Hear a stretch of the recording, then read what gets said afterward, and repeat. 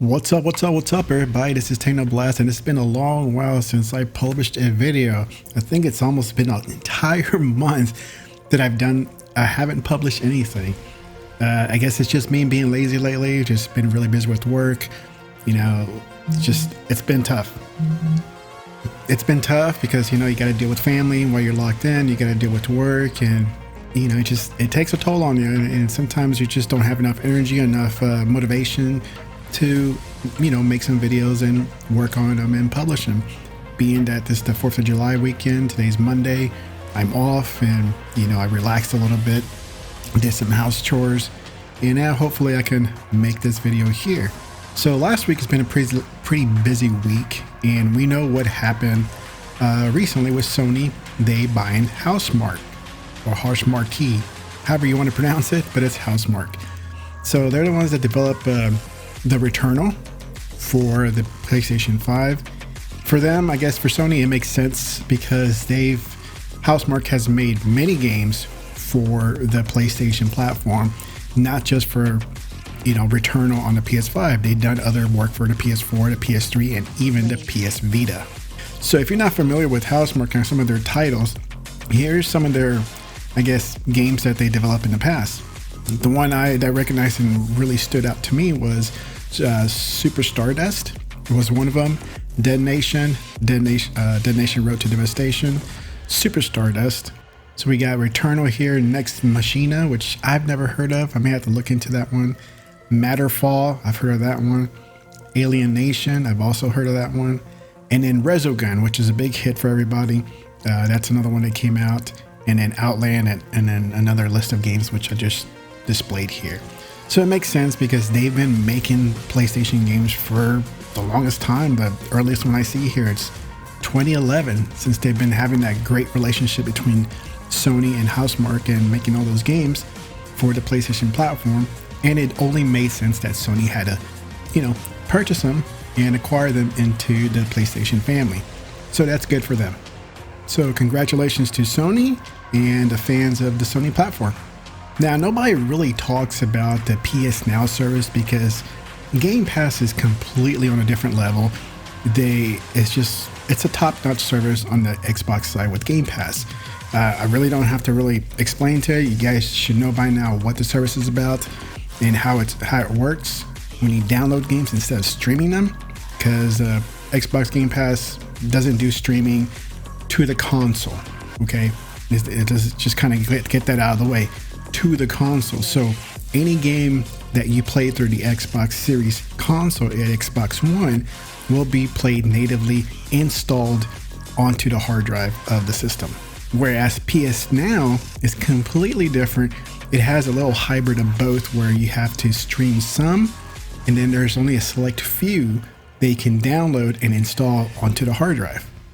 So recently, Red Dead Redemption 2 is now on PS Now, or will be, and will be the first download-only game. So that's a big plus, because who really wants to stream, especially if you're playing on a PlayStation or the console itself?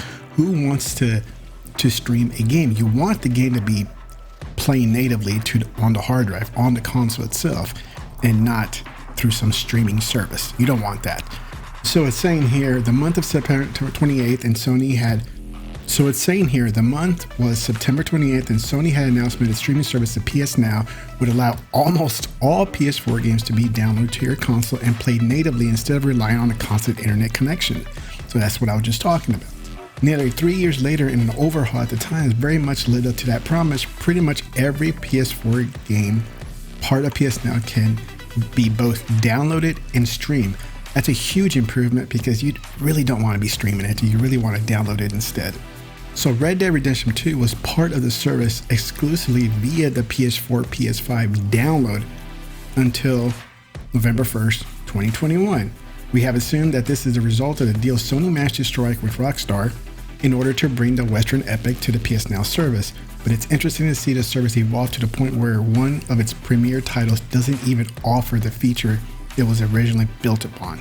So yes, a lot of people clown on the PS Now service, and I'm sure it has some pros to it, but it's not at the same level as the Xbox Game Pass service. It's just not it. It just doesn't compete with it. So knowing that they're evolving to be more of a download install service is a great plus for PS Now and for its fans, because streaming is just, we're not there yet for full-on streaming service. Next is the rumor between Kojima and Xbox, them having a state of work or state of something, some intent statement to work together, where Kojima, he's been known to be working with PlayStation only, and that's how their history has been this, all these video game generations that we had. Except now, Kojima might be going exclusively for Xbox, just like what it says here in the article. It's worth remembering that Kojima Productions is a fully independent studio and is free to work with any partners it pleases. So a lot of you fans who getting upset about, oh my God, I can't believe Kojima did this. He stabbed us in the back. He's a Sony guy. He's an independent guy. He doesn't have to be loyal to one company. Sure, there may be contracts where he was obligated to work with Sony only, but that was for business. There's nothing about loyalty and nothing. He's an independent. It's an independent studio, and he can work whoever he wants to work with, whether that's Google, PlayStation, or Xbox. And right now, everybody's looking at Xbox because they're making all the right moves for everybody. Whether you're a big studio, a little studio, or someone that has the history of being a Sony guy or Sony maker, is Kojima. Now he's coming to Xbox. So for all the people, doing this weird thing about making a petition to have Kojima not work, it's not going to work.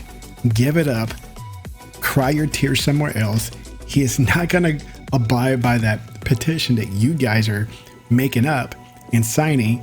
It's like, what is he going to really do? Is he going to look at that petition like, oh my God, all these people are crying about me going to Xbox, I better not go, or anything? You may support his games and stuff like that, but he's going to go where the money is and where the deal is right. And that is right now with Xbox, not with Sony, and you're going to have to get over it. So if you're a fan of the Dark Pictures anthology like I am, the first taste we had was Man of Medan, which was a great game. If you haven't played it, I highly recommend it. Then we have Little Hope, was also a great game. And then we got the next one that hasn't come out yet. It's called House of Ashes.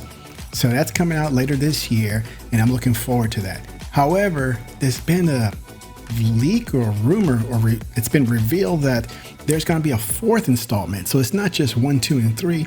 There's going to be a number 4, and that one has the name of The Devil in Me. So hopefully this is going to be so far I haven't been disappointed in the anthology. I played the first 2 completely. They've been fantastic. Can't wait for the third one. So this is a big surprise, knowing that, hey, there is going to be a fourth one coming this way, maybe next year, since the House of Ashes is coming out this year. And we're going to have to keep a lookout for this, because this is going to be a great game. Now, a game that just came out recently on Xbox Game Pass is Dark Alliance, which is a third-person game, kind of like a dungeon crawler, but third-person game. It's a fun, great game. Better with friends, of course. Everything is always better with friends, but this is something you can't really just roll on your own. I've tried it, and you're not going to get far by yourself. You're going to have to roll with 3 other members of your friends list and play. But there's been a lot of issues with it. One that I've run into a lot was disconnecting after a mission. Your party gets disbanded, and that's it. Even though you have a good party, once you go to your homepage or whatever, the lobby, it disconnects completely and you're disbanded. So that's one big bug, but here it is. Some improvements that they said. Improvements to the multiplayer latency. Voice chat remains enabled after returning to Kelvin's Calm. Improvements to the camera lock-on. Improvements to user interface, because that is one that needs improving. Improvements to teleporting attacks by the enemies. Instances where progression is blocked when a player respawns as a boss dies has been fixed. Balance changes and tethering improvements. So this is good. This is a good batch of the first patch that's going to come out, because it is a fun game. You know, you go in there and dungeon crawl and kill some enemies and progress. So check it out if you have the time, download it. If you got Game Pass, even better. Like I said, there's no regrets when you have Game Pass, because if you don't like a game that you tried, just delete it and move on. Try something else. And the final thing that I have here is that Gears 5 Studio, the Coalition, to showcase Unreal Engine 5 demo later this month. And when? It's gonna be on July 20th at 1:20 p.m. Pacific time.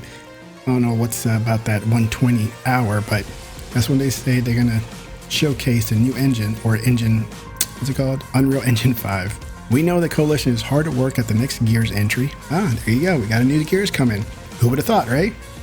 But we haven't had an official reveal as of yet. The upcoming GDC presentation on July 20th, we will see developers showing off an Unreal Engine 5 demo, and will not be Gears related. It will give us an indication into the graphical prowess of the upcoming titles. So this is good. I mean, Gears already looks fantastic. Even the older ones, even the first one, still looks freaking great. It looks amazing. But imagine with the Unreal 5, with the power of the Series X and the Series S, with the new dev kit, the updated dev kit, I mean, this game is going to look amazing. Is it going to be photorealistic? No, because that's not the art style for Gears. The art style that Gears does have, it's going to look amazing. I cannot wait. It's going to be, I mean, you know, I've been floored.